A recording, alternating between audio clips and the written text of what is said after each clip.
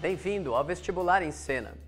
Preparem-se, porque a partir de hoje nós vamos começar a completar e a consolidar a nossa playlist de Sociologia Clássica e vamos tratar de Gilberto Freire, um nome forte das nossas ciências sociais. Então, como sempre, bora pegar papel e caneta para nós estudarmos. Gilberto Freire foi um pernambucano que estudou antropologia, estudou direito e elaborou uma das obras mais significativas, fundadoras, da interpretação da nossa sociedade colonial. E você pode acompanhar de perto, textualmente, em termos literários e também afetivos, por que não, o andamento da sua obra na adaptação cinematográfica que Nelson Pereira dos Santos fez. Vamos ao filme. Bem, foi um grande prazer para mim, prazer intelectual, prazer pessoal, prazer até físico, escrever Casagrande Senzala.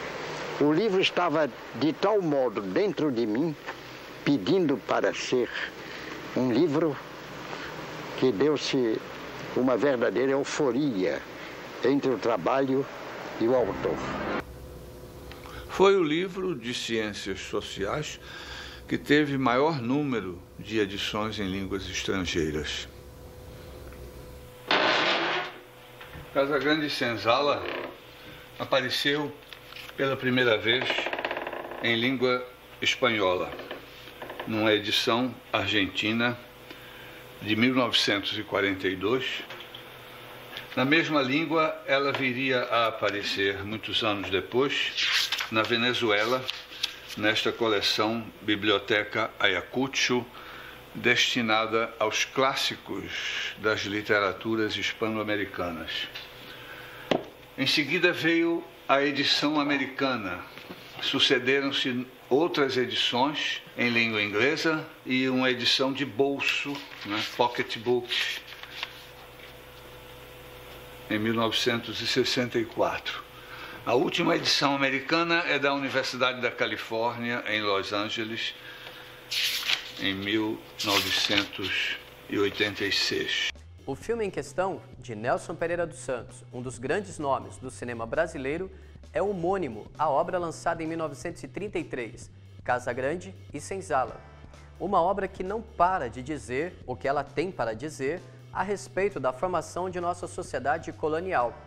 E vejamos como o Enem, que vazou no ano de 2009, tratou dessa obra. Freire, junto com Sérgio Buarque de Holanda e Caio Prado Júnior, compôs a chamada Geração de 30. Juntos, esses três cabeças renovaram as interpretações a respeito da cultura, do trabalho e da economia brasileiros, isto é, respectivamente. Todos esses três senhores elaboraram interpretações inéditas ao longo da década de 30 que decisivamente romperam com as interpretações positivistas que eram feitas até então. E para vocês terem uma ideia da importância desses caras, anotem aí. Foi Sérgio Buarque de Holanda, o pai do Chico, quem traduziu Weber para o Gilberto Freire entender as motivações e as intenções dos atores coloniais de nossa sociedade. Outra referência importante para você compreender Gilberto Freire é justamente o seu convívio, os seus estudos, junto com o alemão Franz Boas, lá na Universidade de Colômbia, nos Estados Unidos.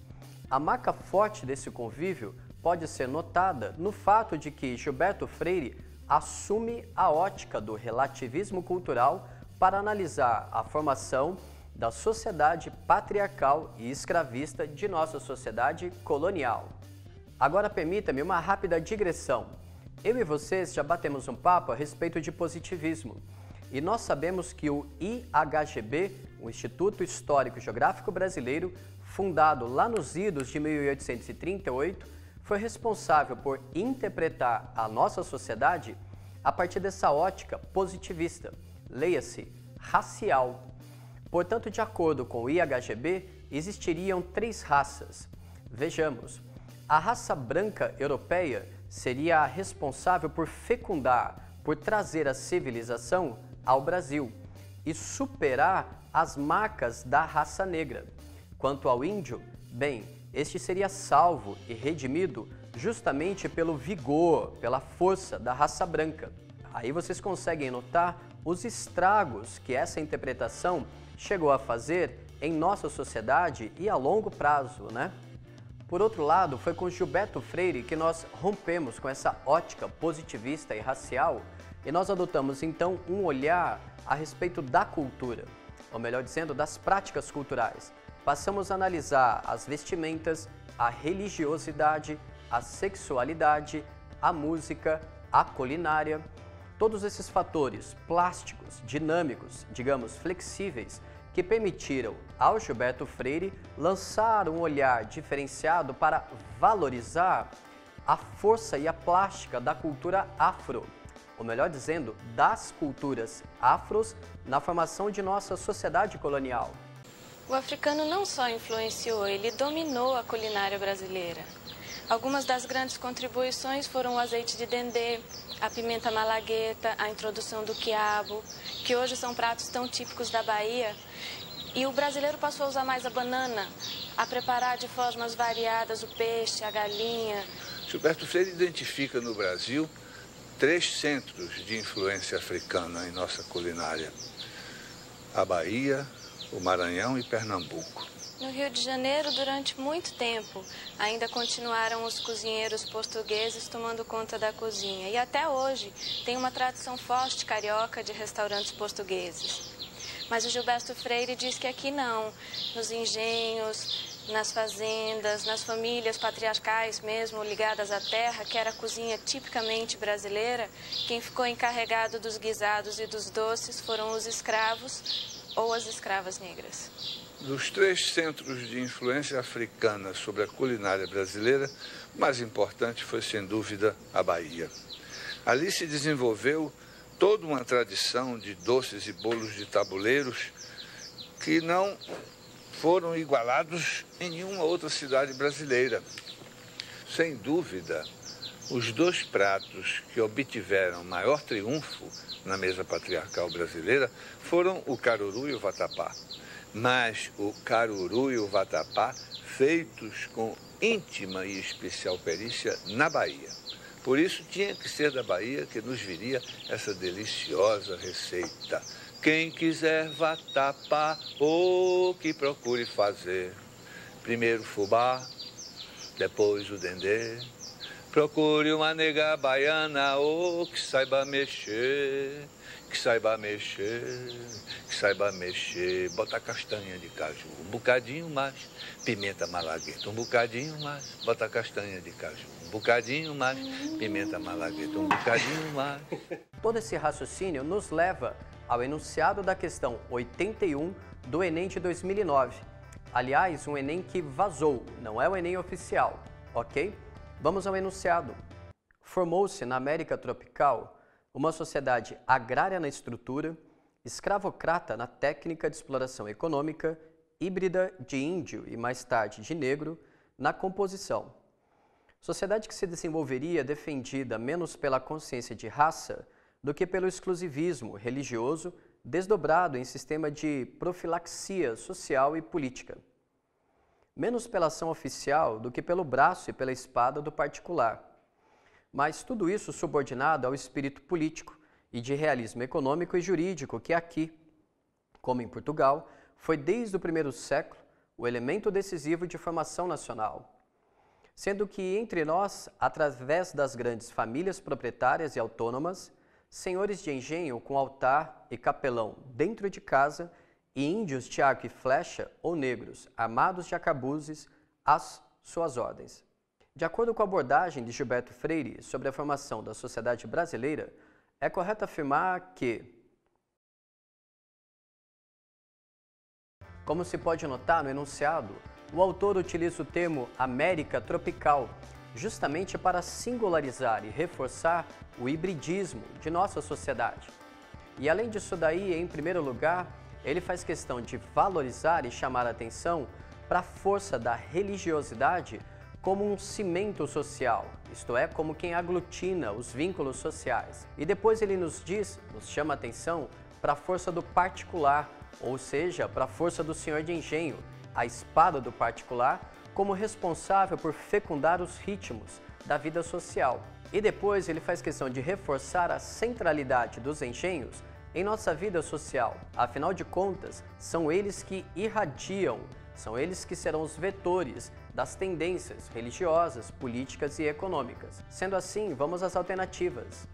A letra A responde à questão, pois ela traduz todo o nosso raciocínio desenvolvido até agora. A Casa Grande, em equilíbrio com a senzala, ditaram os rumos de nossa vida colonial. A letra B não responde à questão. Afinal de contas, em se tratando de Enem, ou melhor dizendo, em se tratando de Freire, o nosso assunto é cultura. A letra C é impossível responder à questão. Afinal, se o nosso assunto é Gilberto Freire, ou melhor dizendo, Enem, nós sempre vamos valorizar de maneira positiva, que fique claro, a miscigenação como fundante de nossa vida social. A letra D também não responde à questão, pois o próprio enunciado fez questão de te dizer que a nossa colonização veio muito aos sabores dos particulares, dos senhores de engenho. E, infelizmente, é uma coisa que nós ainda podemos notar em nosso Congresso, né? A letra E também está errada. Afinal de contas, sim, a Casa Grande assume dimensões sociais. Portanto, a correta é a letra A. Caso queira conhecer um pouquinho mais do cotidiano e também da familiaridade de Gilberto Freire, vale a pena vocês assistirem a um curtinha produzido em 1959, chamado O Mestre de Apipucos, realizado pelo Joaquim Pedro de Andrade, um nome forte do cinema brasileiro dos anos 60 e 70, e que está disponível aqui no YouTube. Vejamos um trechinho.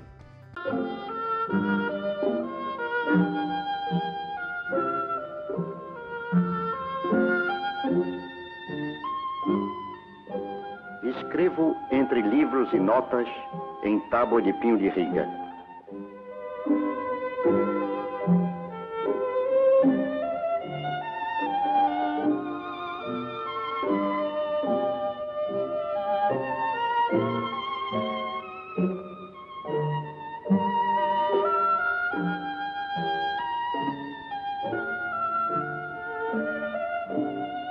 Os livros espalhados por várias salas chegam a 20.000.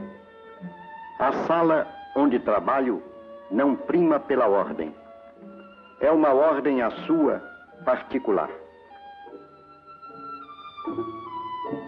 Para encerrar, vale dizer que Gilberto Freire é um clássico. Independente de qual seja a sua carreira acadêmica, você ainda vai ouvir falar dele.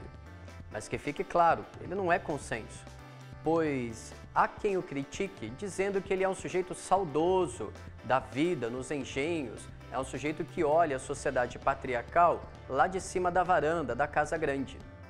Existem ainda aqueles que vão olhar para a obra dele e vão torcer o nariz porque, afinal de contas, ele se filia à Arena nos anos 60. E ainda existem aqueles que vão criticá-lo por ter fundado a ideia de que o Brasil vive uma democracia racial, tal como nós veremos nessa entrevista à revista Veja, dada em abril de 1970. Veja só a citação. Revista Veja. Vê uma atitude racista no culto à mulata ou reafirma sua tese de que esse culto é uma prova da ausência de problemas raciais no Brasil? O Brasil é realmente uma democracia racial perfeita? Gilberto Freire. Perfeita de modo algum. Agora, que o Brasil é, creio que se pode dizer sem dúvida, a mais avançada democracia racial do mundo de hoje, isto é, a mais avançada nesses caminhos de uma democracia racial. Ainda há, não digo que haja racismo no Brasil, mas ainda há preconceito de raça e de cor entre grupos de brasileiros e entre certos brasileiros individualmente. De qualquer forma, enfim, seja você de direita ou de esquerda, seja você um sujeito orgulhoso da sua branquitude, ou então da sua negritude, ou então, quem sabe, ainda da sua pardice, inevitavelmente, a trilogia freiriana, composta por Casa Grande e Senzala, 1933, Sobrados e Mucambos, 1936, e depois Ordem e Progresso, de 1959, ainda dão o que falar. E continuarão dando o que falar, porque um clássico é isso. Ele nunca para de dizer aquilo que ele tem para dizer. Bem, esperamos que vocês tenham curtido a aula de hoje e tenham conhecido um pouquinho mais a respeito do perfil inovador da nossa geração de 30, uma marca forte das ciências sociais brasileiras. No mais, como sempre, continue nos acompanhando, tanto aqui no YouTube quanto também em nossas redes sociais. Nós também estamos no Facebook e no Instagram, tá certo? Convidem suas amizades, deixem sempre os seus comentários aqui no vídeo e continuem acompanhando a formação de nossas playlists. Sucesso para vocês nesse vestibular e um abraço forte!